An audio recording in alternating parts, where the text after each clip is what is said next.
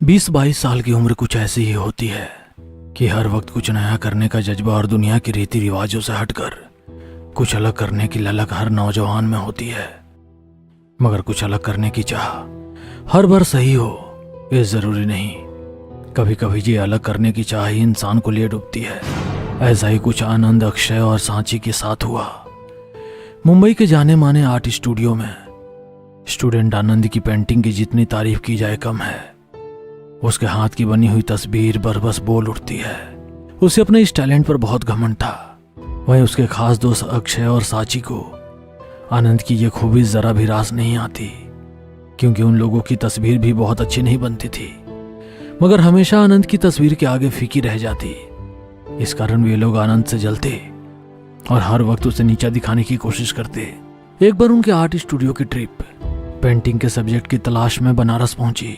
बनारस का 80 घाट, उसकी गलियां और माँ गंगा की खूबसूरती हर कलाकार को कुछ नया करने की प्रेरणा देते। 80 घाट पर घूमते घूमते वे लोग मणिकर्णिका घाट पहुंच गए, जो दुनिया का सबसे बड़ा शमशान घाट है। एक साथ ढेर सारी चिताओं को जलते देखना इंसान को जीवन के अंतिम सत्य से रूबरू करा देता है। बनारस आकर जितना दिल को सुकून मिल रहा था, इस जगह पर आकर ना जाने क्यों बेचैनी हो रही है। एक साथ इतनी चिताओं को जलते देखना मेरे रोंगटे खड़े हो गए। सच में बहुत अद्भुत नजारा है। जीवन का सत्य। जीवन का सच? यदि ये तुम्हें जीवन का सच लग रहा है तो क्यों ना इसे तुम पेंटिंग में उतार दो। तुम तो वैसे ही जीवन के सच पर ही पेंटिंग बनाते हो। अक्षय, तुमने तो आनंद को बहुत ही अच्छा आइडिया दे दिया। कहते हुए सांची हंसने लगी, मगर आनंद ने उन दोनों की बातों को बहुत सीरियस ले लिया। जीवन का सच है ये, हर व्यक्ति की आखिरी मंजिल। आज मैं इसे अपने कैनवास पर उतार ही लूंगा। कहते हुए आनंद अपनी पेंटिंग सामान लेकर वहीं मणिकर्णिका घाट पर बैठ गया। जलती हुई चिताओं को उसने अपने कैनवास पर हूबहू उतार दिया। पेंटिंग को लास्ट टच चिताओं से उड़ते हुए धुएं को काला रंग कर रहा था। तभी उसके रंग की डिब्बी उसके हाथों से गिर जमीन पर फैल गई। यार 5 मिनट का काम और बचा है, मगर अब ये मुसीबत शाम होने को आई है। काला रंग यहाँ आसपास भी कहीं नहीं मिलेगा, क्या करूं? वो ये सोच ही रहा था, तभी उसकी निगाह एक राख के ढेर पर गई। वो राख एक ठंडी हो चुकी चिता की थी। उसे तुरंत ना जाने क्या सूझा। उसने चिता की राख उठाई और उसे पानी में घोलकर अपनी पेंटिंग के लिए ब्लैक कलर बना लिया। पूरी पेंटिंग बहुत ही खूबसूरत लग रही थी। आनंद अपनी उस पेंटिंग को अपने सर को दिखाने के लिए बहुत उत्साहित था। वो पेंटिंग खत्म करके वो सीधा होटल के कमरे में पहुंच गया। सांची और अक्षय दोनों की भी तस्वीर पूरी हो गई थी, मगर आनंद की तस्वीर के आगे आज भी फीकी थी। यह देख सांची को गुस्सा आ गया और उसने सोच लिया था कि आज आनंद की तस्वीर को खराब कर देगी। उसने अक्षय को भी अपने प्लान में शामिल कर लिया। देर रात तक तीनों दोस्त बातें कर रहे और सांची बहाना कर कर आनंद के कमरे में ही रुक गई। दिन भर मेहनत करने के कारण कुछ देर बाद ही आनंद को नींद आ गई, मगर सांची और अक्षय जाग रहे थे। जैसे ही उन्हें लगा कि आनंद गहरी नींद में सो गया, उन्होंने उस तस्वीर को उठाकर पानी में भिगा दिया। कुछ कच्चे रंग बह गए। सांची और अक्षय अपनी इस करतूत के बाद बहुत मुस्कुरा रहे थे। दोनों जाकर वापस इस तरह सो गए मानो कुछ हुआ ही नहीं हो।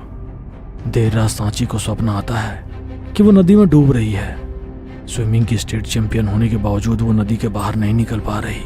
नदी के अंदर उठे एक भंवर में वो फंस चुकी थी। मदद के लिए ना तो उसके गले से आवाज निकल रही थी और ना ही वो हाथ पैर चलाकर नदी के किनारे पहुंच पा रही थी। नाक मुंह में पानी भरने के कारण वो बेहोश हो गई। वहीं दूसरी तरफ अक्षय को स्वप्न में एक बंद कमरे के अंदर घुटन होने लगी थी। वो बंद कमरा एक भट्टी की तरह तप रहा था। गर्मी के कारण उसके हाथ पैर में छाले आ गए। गला पूरी तरह से सूख गया। उससे भी आवाज नहीं निकल रही थी। गर्मी के कारण हो रही घुटन से वो बेहोश हो गया। अगली सुबह जब आनंद उठा तो उसने देखा एक और सांची बेहोश है और दूसरी तरफ अक्षय। उसने पहले सांची को होश में लाने की कोशिश करी तो सांची पूरी तरह से भीगी हुई थी। ऐसा लग रहा था मानो वो नहा कर आई हो। और दूसरी तरफ अक्षय का शरीर जल रहा था। ऐसा लग रहा था जैसे गर्मी से त्वचा झुलस गई हो। उसे समझ ही नहीं आ रहा था कि ये क्या हुआ है। वो जैसे तैसे दोनों को होश में लेकर आया और बोला, क्या हुआ तुम लोगों को? एक इस तरह से भीगी हुई है और दूसरा आग से जला हुआ। क्या हुआ रात को? आनंद की बात सुनकर उन दोनों को अपने अपने स्वप्न याद आ गए। जब उन्होंने आनंद को इसके बारे में बताया तो आनंद बोला, तुम दोनों को इस तरह से स्वप्न आए? मुझे तो कुछ भी महसूस नहीं हुआ। अक्षय, तुम्हारी हालत बहुत खराब हो रही है, कहो तो तुम्हें डॉक्टर को दिखा देते हैं। तभी उसकी निगाह अपनी पेंटिंग पर जाती है। पेंटिंग पूरी तरह से ठीक थी। अक्षय और सांची हैरान रह जाते हैं क्योंकि उन्होंने तो पेंटिंग खराब कर दी थी। अक्षय और सांची दोनों एक दूसरे की तरफ देखने लगे। फिर कुछ सोचते हुए अक्षय ने डॉक्टर के यहाँ जाने से मना कर दिया। तुम लोग आज बनारस घूमो, मैं होटल में ही आराम करूंगा। अक्षय के बोलने पर सांची और आनंद दोनों न्यू डेस्टिनेशन के लिए निकल जाते हैं। मगर अक्षय जो होटल रूम में ही रुका था, उसे उन दोनों के जाने के बाद वहां पर किसी के होने का एहसास हो रहा था। अचानक ही बाथरूम का नल चलने लगा। बाथरूम का नल बंद करने के लिए उठा तो उसे बाथरूम के कांच में एक जली हुई औरत की परछाई नजर आने लगी। डरकर वो पीछे की ओर पलट कर देखने लगा तो वहां पर कोई नहीं था।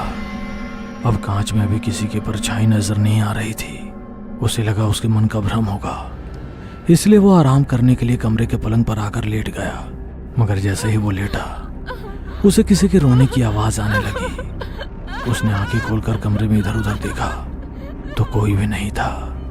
तभी एक महिला की आवाज आई, अक्षय, अक्षय। किसी महिला के मुंह से अपना नाम सुनकर अक्षय ने कहा, कौन है यहाँ पर? मैं हूँ जिसे मरने के बाद भी तुमने चैन से नहीं रहने दिया। तुमसे बदला लेने आई हूँ। बदला? कैसा बदला? अक्षय कुछ समझ पाता उसके पहले ही एक चादर हवा में गोल राउंड बनाता हुआ घुमा और उसके गले में फांसी के फंदे की तरफ फंस गया। वो उस फंदे को निकालने की नाकाम कोशिश करता रहा, मगर दम घुटने के कारण उसकी मौत हो गई। दूसरी तरफ आनंद और सांची गंगा नदी में नाव से किनारों पर स्थित मंदिरों की खूबसूरती को तस्वीर का रूप देने के लिए कैमरे में कैप्चर कर रहे थे। तभी सांची को कैमरे में नदी की ओर से तैरती हुई एक सड़ी हुई लाश नजर आने लगी। उसने कैमरे से निगाह हटाकर जब नदी की ओर देखा तो वहां पर कुछ भी नहीं था। जैसे ही उसने वापस कैमरे में देखा तो सामने वो लाश नजर आने लगी। अचानक ही वो लाश उड़ते हुए नाव में आ गई। उस लाश को देखकर मलाह नाव छोड़कर नदी में कूद गया। कौन हो तुम और तुम्हारी ये दशा? मैं नंदिनी हूँ।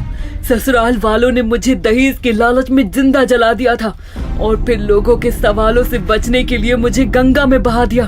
कुछ नाविकों को मेरी सड़ी हुई लाश मिली। पहले जलाया गया, उसके बाद नदी में बहा देने के कारण मेरी पहचान ही नष्ट हो गई थी। एक लावारिश लाश की तरह मेरा अंतिम संस्कार हुआ।